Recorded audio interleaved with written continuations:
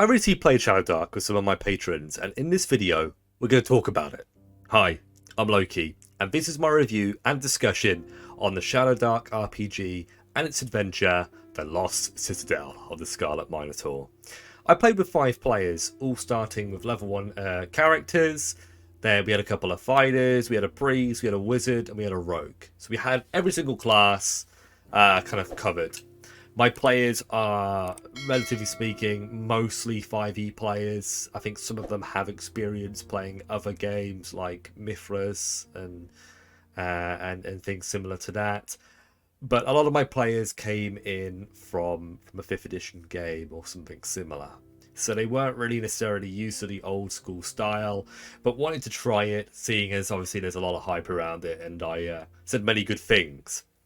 So they made their characters, they actually rolled from top to bottom on their stats, they picked the class that made the most sense, we gave them a token and a name, and we got started. And it was interesting. It was definitely a lot slower than I expected. I thought that things would move forward quite quickly in a system where a lot of the rules have been removed, where it's almost like a D&D light in a way. But actually, the crawling rounds was something that I and my players weren't really used to. I put everybody in initiative. I had people going one by one on what they wanted to do. They were moving forward, opening doors. And I saw other dungeon masters doing this on their run-throughs of the Shadowdark module.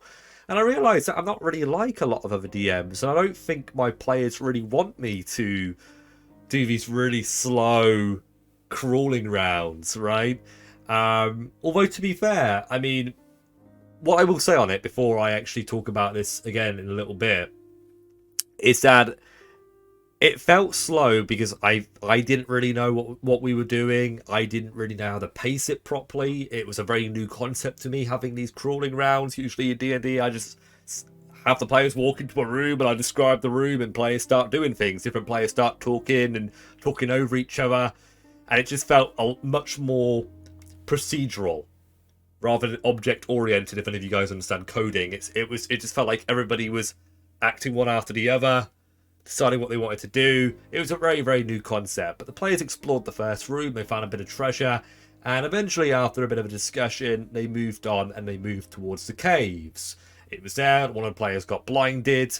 They decided to fashion a little bit of a cloak for the lantern that they were carrying, and they proceeded on. They checked out a couple of what I think were corpses in the room. They didn't find any treasure, so they pressed on. They found another stairwell.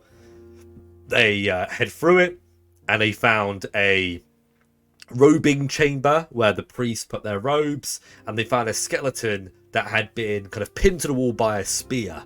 The players came up, tried to pull the spear out, tried to kill. They managed to kill the skeleton as well. And as they were doing that, they finally rolled a random encounter. And guess what they rolled straight away? The Scarlet Minotaur.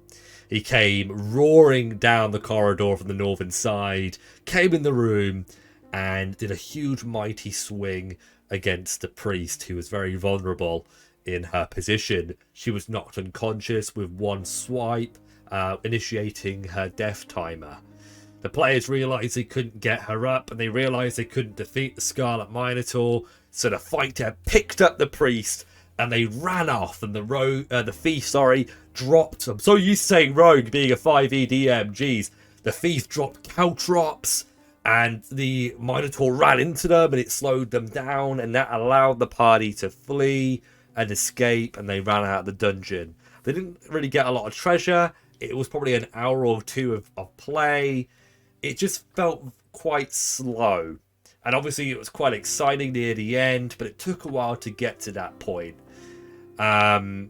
We tried to do another run with the same characters. They started off in a different area, and it ended disastrously. It ended so badly. They went into a room where there was a bull statue, and the bull statue is actually a guardian in a way. It is motion detecting, and if the players roll a 1, 2, or 3 on a d6, it activates, and it charges. This bull charges across the room and knocks down every single player, or any creature, I guess, that's in its way. I think it disregards the Scarlet Minotaur, but that's it. And the players were level 1. And it was 2d6 damage. So, do the math. They all went unconscious and they all died. And their party just TPK'd like that. It wasn't the most exciting thing in the world for the party just to TPK like that. Usually in my campaigns when players die, it's usually a little bit more gripping, exciting. It kind of furthers the plot. But in this situation, there was none of that. And I think my players were just not very used to that. And by the way, guys, I'm not saying that like random death is bad. Actually, I think it's quite interesting. But what I'm trying to say is from the perspective of somebody, or from players especially, who are from a newer game where the characters are more heroic, where death isn't really on the table, it feels a bit, a bit shocking, a bit different, right? And I think some players can't really accept that. And yeah, they wiped. A couple of our players left. One of them was my partner, who wasn't feeling very well.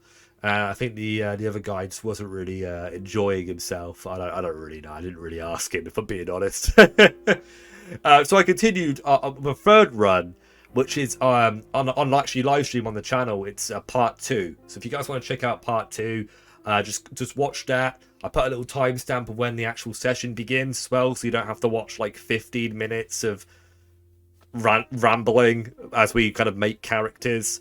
And we started a third run, and that went a lot better. I don't know if it was because I just had less players or because the players had got more used to the system, but the crawling rounds were quicker. Players were a lot more engaging. I feel like in D&D sometimes it's difficult to get your players to do things. Like you're asking them, what do you guys want to do? And they're just kind of drooling. Like saliva's just coming out of their mouth. They've got nothing to say for themselves, and it's being really quiet. But in this, it was like, well, if you guys don't talk, if you are going to be slow, you're going to start running out of light.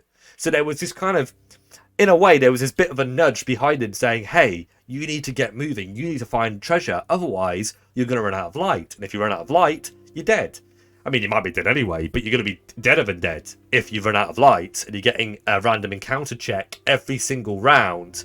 And I think especially on the third run, with those 3 players, I kind of learnt the system. I was understanding how things were working. And I kind of hand-waved the actual crawling rounds. And I told my players, if you just want to move from place to place, you can tell me. And I'll just say, all right, you can move 8 squares, and then I'll skip forward a round, or skip forward another round, or move forward rounds, rather than having to go to each player, asking them very specifically, hey, what do you want to do? And then being like, oh, I walk forward and I look around the corner. Nah, they were all kind of moving collectively as a group, kind of like a group initiative idea. And I think that's definitely what I'm going to keep doing moving forward, because it felt a lot more, not necessarily like D&D, but it just felt a lot more realistic. Sure, the players weren't really looking for treasure as often. They weren't really making as many checks when they were moving forward as a group. But it definitely did allow them to get to the next area, allowed them to explore other parts, and it kept the session running. Things didn't get like drab or boring, right? But eventually they ended up in the Scarlet Minotaur's lair, and it's there that they found a lot of treasure. They also found a lot of, dead bodies. And as they were kind of investigating, they actually came across a beast man who had knocked himself unconscious. One of the players dragged this unconscious beastman back into the room, and as he put him down, or like let go of him, the beastman woke up, and they had a little bit of a conversation before one of the players turned around. The elf of the group turned around and said, I'm just going to cut his throat. So I said, okay, roll an attack, and he missed the attack. So I said, roll initiative, and the Beastman ran away. And I just thought that was really, really cool, because in Shadowdark, there's no opportunity attacks. Like in D&D, like in 5th edition and other games, there's no opportunity attack. And I think opportunity attack is kind of lame. I actually, from playing Shadowdark, that's one of the things that I will say. I think opportunity attack's kind of lame. And I think that it's very powerful. It's a very powerful part of the game. Not just for the players, but for monsters too. I mean, if you want to go save your friend, I mean, you don't have enough action economy to disengage, run over to them, pull out a potion and feed it down their, put it down their neck. You've now got to choose, do I want to risk being attacked and maybe go down myself to heal somebody, or do I want to do it in two pieces? Like you know, there's not a lot of choice unless you're playing a fighter and you action surge, right? And you have 2 actions then. There isn't really a lot of choice. But in Shadowdark, no opportunity attacks means that you can kind of flow in and out of combat. You can pull away, heal somebody. You can, you know, run behind a door and shut the door on the monster. And I just thought that was really, really cool. And it was quite interesting that the Beastman could just get up and run away, right? And I think there was a comment that was made by one of the players where it was like, well, it feels a bit, maybe a little bit odd. And I said, well, he reacted quicker than you did. That's why he got to get away, because he rolled higher on initiative. His initiative represents his reaction, right? His reaction to the combat, how quickly he's able to do something. So the Beastman, he reacted quicker than you.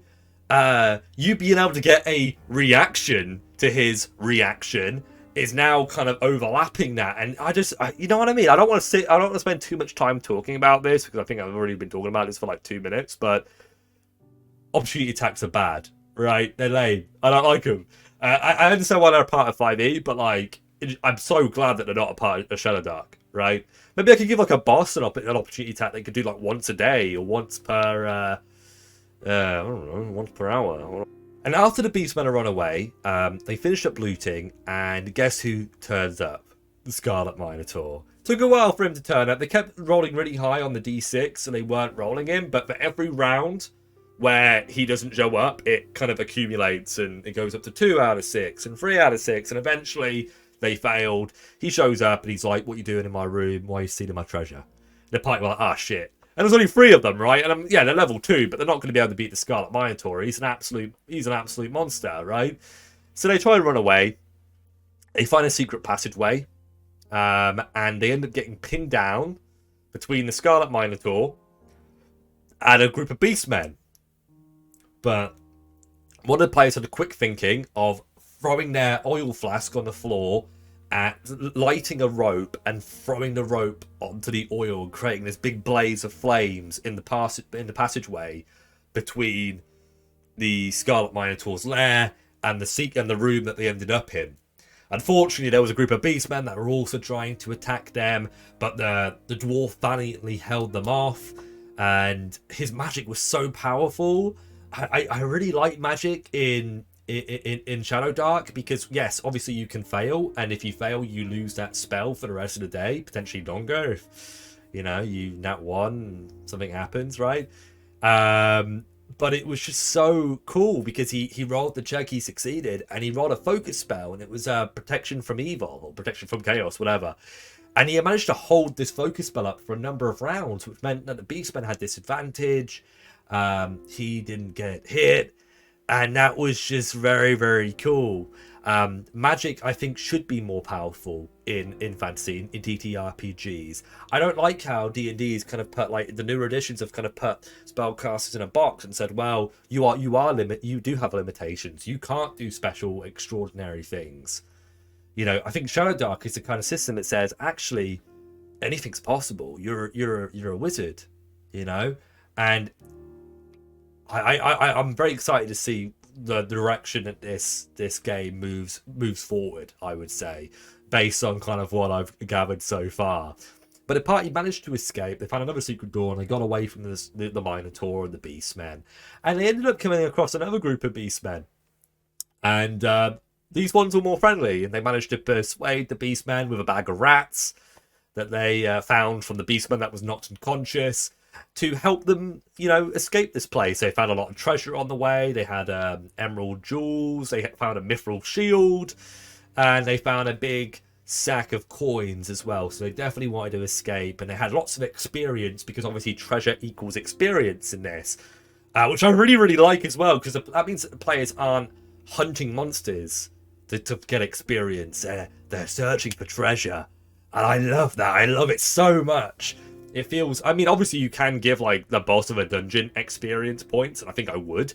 If you managed to kill the Scarlet Minotaur, I'd give, like, probably 5 or 10 points, experience points for that. Why not, right? Let them level up from killing the Minotaur. That's an incredible feat. Unless it's like a lucky shot and only one of them did it, right? And if that's the case, well, give one of the players a level up, or the players who were involved in that. It just, yeah, I thought that was really, really cool. But yeah, I got to do a bit of role play as the Beastmen.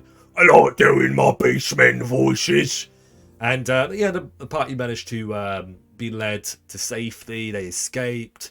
And whilst they didn't level up, because they were level 2 and I think they needed like 20 experience points, they are around halfway now. So if they play these characters again, they might end up becoming level 3 at some point soon. So yeah, I mean, that's really what I kind of learned from playing Shadowdark. There's a lot more that I could probably talk about. Maybe I will talk about it on live stream at some point soon. But I hope you guys enjoyed this video. Let me know your opinions on Shadowdark if you've played it already. And let me know what you think about this video. Thank you very much, guys. I'll see you next time on Loki's Lair. Until then.